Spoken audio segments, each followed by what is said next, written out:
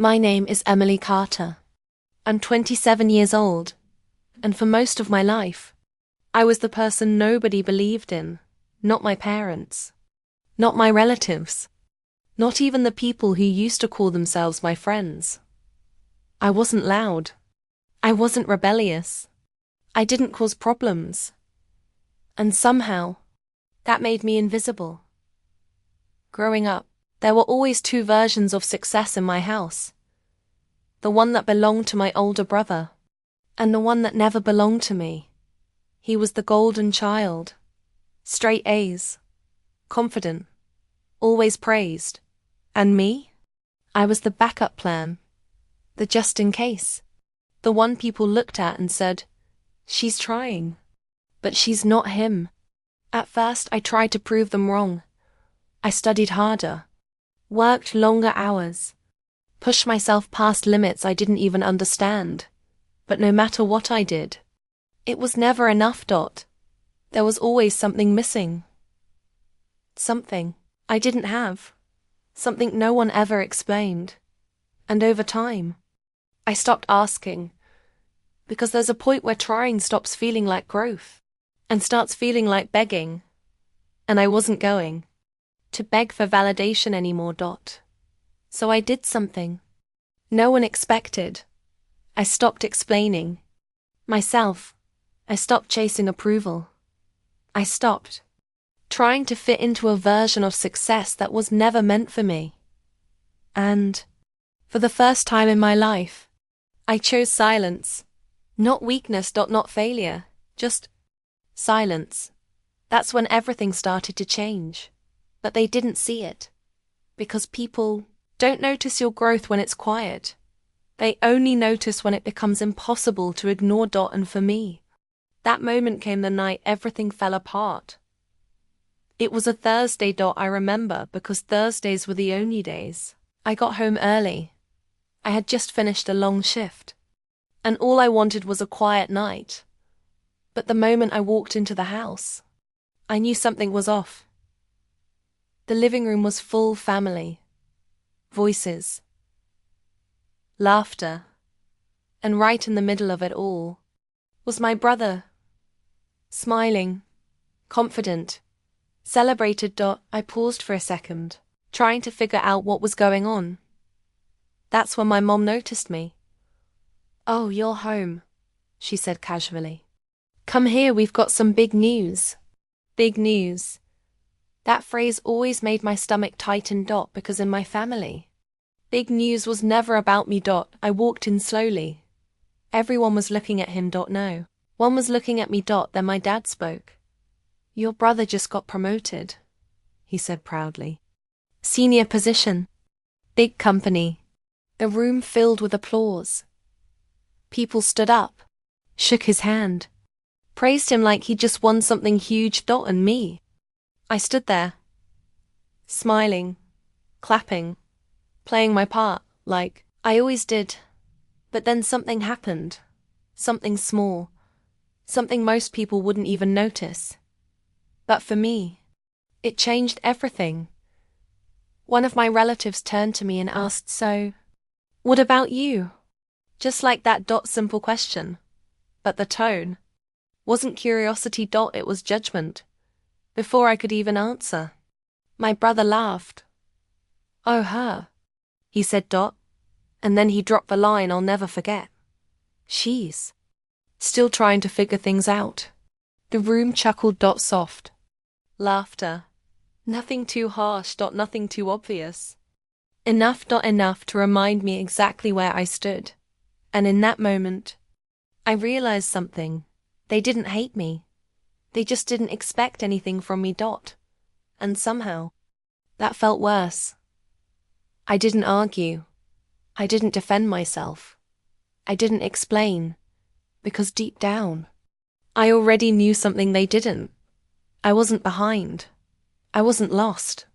I was just building something they couldn't see yet. But I didn't say that. Because sometimes, the strongest move you can make is to say nothing at all. That night, I went to my room early. Closed the door. Sat on the edge of my bed. and stared at my phone. Not because I was upset, not because I was hurt, but because I was thinking. Planning. Because while they were celebrating what they could see, I was preparing for what they couldn't. And that's when my phone buzzed. 1. Message. Unknown number. I stared at it for a few seconds before opening it. And when I did, everything changed. Asterisk. I stared at the message for a few seconds before opening it. Unknown number. No name. Just a single line. Is this Emily Carter? We need to speak with you urgently regarding your application. My heart didn't race. Not yet, because I'd learned a long time ago not to get excited too early. So I read it again. Slowly. Carefully. Then I replied, "Yes, this is Emily." A few seconds passed. Then my phone rang. Same number. I hesitated for just a moment, then answered. "Hello? Hi, is this Emily Carter?" A calm voice asked. "Yes. This is Daniel from Hargrove and Cole Consulting. I'm calling about your final stage evaluation." For a second, everything went quiet, because that name Hargrove and Cole wasn't just any company. It was the company. The one people didn't just apply to. They dreamed about. The one with a waiting list of top candidates. The one I had applied to months ago, and never heard back from. Until now. I sat up straighter. "Yes. I remember," I said, trying to keep my voice steady. "We reviewed your profile again," he continued, "and we'd like you to come in tomorrow morning. There's been a change, and we believe you might be a better fit than we initially thought." A better fit. Those 3 words hit differently. After years of being told I wasn't enough, someone was finally saying I was. "I'll be there," I said. We ended the call, and I just sat there. Still. Silent. Letting it sink in. The next morning, I didn't tell anyone. Not my parents. Not my brother. No. 1. Because I wasn't doing this for validation anymore. I got ready quietly. Wore the one outfit I always saved for important days, and walked out. Like it was just another morning. No announcements. No expectations. Just focus. The office building was exactly how I imagined it. Tall, minimal, sharp. Everything about it said one thing: only the best belong here. And for the first time in my life, I didn't feel out of place. The interview wasn't what I expected. There were no trick questions. No pressure tactics. Just real conversations. They asked about my work. My decisions. My thought process. And for once, I didn't downplay myself. I didn't shrink my answers. I didn't try to sound acceptable. I just told the truth. And something strange happened. They listened. Not politely. Not casually, but seriously. Like what I said actually mattered. At one point, Daniel leaned back in his chair and said, "Can I ask you something honestly?" "Of course," I replied. "Why haven't you moved forward sooner?" That question stayed with me, because I knew what he was really asking. Why are you still where you are? If you're capable of this. I paused for a moment. Then I said something I had never said out loud before. I think I stayed too long in places where I wasn't seen. Silence filled the room. Not awkward silence. Respectful silence. And that's when I knew something had shifted. The interview ended faster than I expected. They thanked me, said they'd be in touch. Standard ending. But something about the way they looked at me told me this wasn't standard. That evening, I came home. Same house. Same people. Same energy. My brother was still being celebrated. Still the center of attention. Still the successful one. No one asked me where I had been. No one noticed anything had changed. And that was fine. Because this time, I didn't need them to. 2 days later, I got the call. I was in my room when my phone rang again. Same number. I answered immediately. Emily, Daniel said, we'd like to offer you the position. For a second, I didn't respond. Not because I didn't hear him, but because I understood what that meant. Everything was about to change. The offer wasn't just good. It was life-changing. Position, salary, opportunities. Everything I had been working toward quietly finally showed up. But the most important part, it wasn't the job. It wasn't the money. It was the timing. Because suddenly, all those moments where I was overlooked, all those times I stayed silent, all those nights I doubted myself, they made sense. And that's when I realized something. They thought it was over for me, because they never saw me start.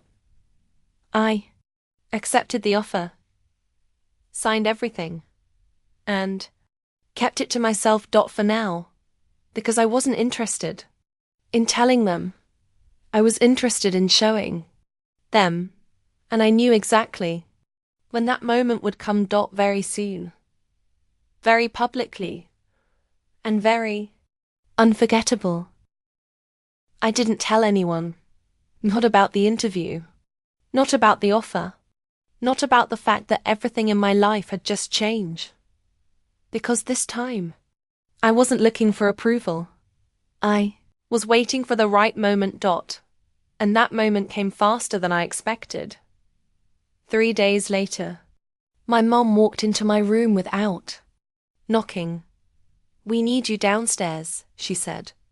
Her tone wasn't warm. It wasn't inviting. It was the same tone she always used when something was expected of me.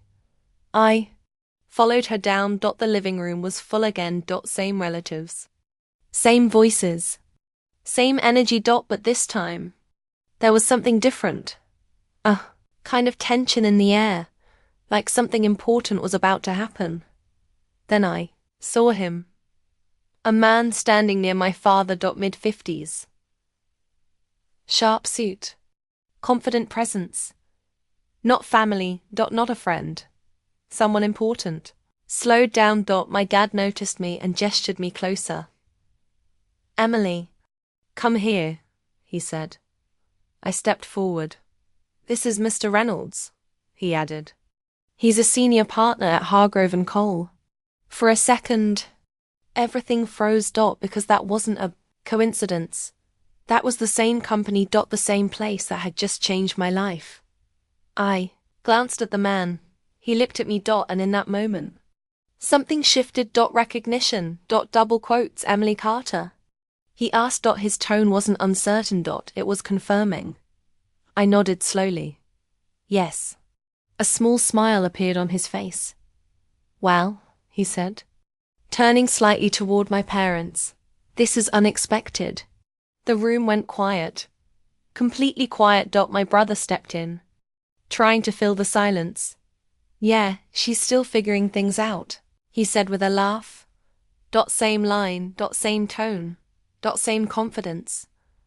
But this time, it landed differently. Because now it wasn't true anymore. Mr. Reynolds didn't laugh. He didn't smile. He just looked at my brother for a second, then back at me. Is that so? He said calmly. Then he added something that changed the entire room. That's interesting. Because we just offered her a position yesterday. Silence. Not the polite kind. The heavy kind. The kind that makes people stop breathing for a second. My mom blinked. Wait. What? She said. My dad straightened up. You're serious? He asked. Mr. Reynolds nodded. Double quotes. Very. Emily impressed the entire panel. We don't make offers like that lightly. Every eye in the room turned to me. For the first time in years, they were actually looking at me. Not past me. Not through me. At me. My brother laughed again. At this time, it sounded forced. Wait, hold on. You're saying she got into Hargrove and Cole? He asked. Mr. Reynolds didn't even look at him. Yes, he said simply. I didn't speak. Didn't explain. I didn't defend myself because I didn't need to. The truth was already doing that for Emmy. My mom stepped closer. Emily, why didn't you tell us? She asked. That question almost made me smile. Because for years, I had tried to tell them everything, and they never listened. I guess I was still figuring things out. I said calmly. The same words, but this time, they meant something else. No one laughed. The energy in the room shifted completely. People who had ignored me minutes ago were now trying to talk to me. Asking questions, smiling, pretending they had always supported me. It was almost impressive how fast respect appeared when success did. But I didn't react. I didn't get excited. Didn't soak it in. Because I wasn't there for that anymore. Then my dad spoke again. So? When do you start? He asked. Next week, I replied. And the position? He asked. I looked at him. Held eye contact and said, Senior Strategy Analyst. That hit harder than anything else. Because it wasn't just a job. It was a level they never thought I'd reached. My brother went quiet. Completely quiet. No jokes. No comments. Just silence. And for the first time in my life, he didn't have anything to say. That should have been enough. For most people, that moment would have been the ending, the comeback. The victory. But for me, it was just the beginning. Because what they didn't know yet was that everything was about to change in a way they couldn't control. And this time, I wasn't going to stay silent. Asterisk, that night changed everything. Not just the way they saw me, but the way they treated me. The next morning felt different. Same house. Same people. That the energy completely shifted. For the first time in years, my mom knocked before entering my room. Are you awake? She asked softly. That was new. I sat up. Yeah. She walked in slowly, almost carefully. I was thinking, maybe we could go shopping later, she said. You might need some new clothes for your job. I looked at her for a second. Not because I didn't understand, but because I did. This wasn't about helping me. This was about adjusting to the new version of me. I'll manage, I replied calmly. She nodded. A little awkward. Like she didn't know how to talk to me anymore. That was the first sign. The second came at breakfast. My dad was already sitting at the table. Newspaper in hand, coffee next to him. Same routine. But when I walked in, he put the paper down. Morning, he said. Simple word. That there was something behind it. Respect. Or maybe uncertainty. Morning, I replied. I poured myself coffee and sat down. Silence filled the space. Then he cleared his throat. So? Hargrove and Cole, he said. That's impressive. I nodded. Yeah. He waited. Like he expected more excitement, more gratitude, more explanation. But I didn't give it because for once, I wasn't trying to prove anything. My brother walked in a few minutes later. And the moment he saw me, he paused. Just for a second. But I noticed that confidence he always had. It wasn't as strong anymore. Hey, he said. Casually. Hey. He grabbed something from the fridge. Avoided eye contact. Didn't make a joke. Didn't say anything. Sarcastic. And that told me everything. Because people don't change overnight. But their behavior does. When their position feels threatened. The rest of the day was quiet. Too quiet. Like everyone was thinking the same thing. But no one wanted to say it out loud. Until that evening. I was in my room when my dad called me downstairs. Emily, can you come here for a minute? That tone again, serious, controlled. I walked into the living room. Both my parents were there. Sitting. Waiting. This wasn't casual. This was a conversation. My dad gestured to the chair. Sit down. I did. There was a pause. Then he spoke. We've been thinking, he said, and I already knew where this was going. You've always been capable, he continued. Maybe we just didn't see it clearly before. I didn't react. Because that sentence? It wasn't an apology. It was a correction. My mum leaned forward. We're proud of you, she said. And for a second, I almost believed it. But then I remembered something. Pride that only shows up after success isn't pride. It's recognition. And recognition comes late. I appreciate that, I said calmly. Another pause. Then my dad shifted slightly, and his tone changed. So? Your salary, he said. There it was. I stayed quiet. Let him continue. It's a big position, he added. And with that kind of opportunity, Comey's responsibility. Responsibility. Interesting word. My mom jumped in. We were thinking, maybe now you can help out more around the house, she said. With expenses, bills, things like that. And just like that, everything became clear. This wasn't about pride. This wasn't about support. This was about access. Access to what I had built. I leaned back slightly, looked at both of them, and for the first time, I didn't feel small sitting there. I already help, I said. My dad nodded. Double quotes, yes. But this is different now. Different. Of course it was. Because now, it was worth something. I held eye contact and said something they didn't expect. I won't be contributing more. Silence. Immediate. Heavy. My mom blinked. What do you mean? She asked. I mean exactly that, I said calmly. My income isn't a family resource. My dad's expression hardened. That's not how family works, he said. I tilted my head slightly. Really? I replied, because suddenly, we were talking about rules. And I remembered all of them. All the times I needed support. And didn't get it. All the moments I was overlooked, dismissed, ignored. And now, they were talking about family. I supported myself when no one else did, I continued. I figured things out when no one believed in me. I paused. Just long enough for it to sink in. So no, this doesn't change anything.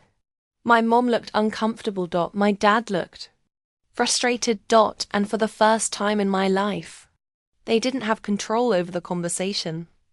That's when my brother spoke from the doorway. I didn't even realize he was there. So you're just going to keep everything to yourself? He asked. I turned to look at him. Calm. Unbothere. Double quotes, yes. Number. He. Explanation. No justification. Just truth. He scoffed. That's selfish, he said. I almost smiled. Because the people who give you nothing always expect everything when you finally have something. I learned from the best, I replied. That hit. Hard. No one spoke after that. Because the dynamic had changed. Completely. And deep down, they all knew it. But what they didn't realize yet was that this was just the beginning. Because respect isn't given all at once. It's tested. Push. Challenge. And very soon, they were going to test mine. After that conversation, things didn't go back to normal. They couldn't. Because something had shifted. Not just in the house, but in me. For the first time in my life, I wasn't trying to fit in anymore. I wasn't adjusting. I wasn't shrinking. I was standing still. And somehow, that made everyone else uncomfortable. The next few days were quiet. But it wasn't peaceful quiet. It was tense. Like everyone was waiting for something. And then it happened. It started with my brother. He knocked on my door one evening. Didn't walk in. Didn't assume. Just knocked. Yeah? I said. Can I come in? He asked. That alone told me everything. Sure. He stepped inside. Looked around like he didn't belong. There. Then sat down. I've been thinking, he said. I didn't respond. Let him talk. I didn't mean what I said. The other day, he added. That made me pause. Not because I was surprised, but because I wasn't. People don't apologize when they hurt you. They apologize when they feel the shift. It's fine, I said. He shook his head. No, it's not, he replied. I shouldn't have said that. He stopped. Struggled. I didn't think you'd actually. Get there, he finished. There it was. The truth. Not hate. Not anger. Just low expectations. I know, I said calmly. He looked at me. Really looked at me. For the first time in years. You've changed, he said. I nodded slightly. No, I replied. I stopped accepting less. Silence filled the room. Then he said something I didn't expect. Can you help me? He asked. That word again. Help. I waited. With work. Connections. Anything, he added. You're in a different position. Now. And there it was. Not an apology. A request. I leaned back slightly, looked at him and said something simple. I think you'll figure it out. His expression changed. Instantly. Confusion. Then realization. Because he had heard those words before. He stood up, slowly, didn't argue, didn't push, just nodded, and walked out. And for the first time, he understood what it felt like. A few days later, I moved out. Not dramatically. Not angrily. Just quietly. New apartment. New routine. New life. No announcements. No arguments. No goodbyes. Because sometimes closure doesn't come from conversations. It comes from decisions. The call started a week later. First my mum. Then my dad. Then my brother. Same pattern. Come visit. We miss you. It's not the same without you. But what they really meant was, we didn't expect you to leave. I answered once. Just once. I'm doing fine, I said. And that was enough. Because for the first time, I actually was. A month later, I ran into my brother again. Different setting. Different energy. He looked normal, but not confident. How's work? He asked. Good, I replied. He nodded. Paused. I'm still figuring things out, he said. Same words. But this time, they weren't a joke. I looked at him. And said something simple. You'll get there. And this time, I meant it. People keep asking me what changed. Was it the job? The money? The recognition? No. It was the moment I realized something important. They thought it was over for me. Because they never saw me start. They thought I was behind. Because they were measuring me with the wrong timeline. And most importantly, they thought I would stay the same. That I would keep accepting less. Keep waiting. Keep proving. But I didn't. I stopped explaining. I stopped asking. Stopped shrinking. And everything changed. So, if there's one thing I learned from all of this, it's this. When people underestimate you, let them. When they don't see your value, don't try to prove it. And when they think it's over for you, make sure That's exactly when you begin.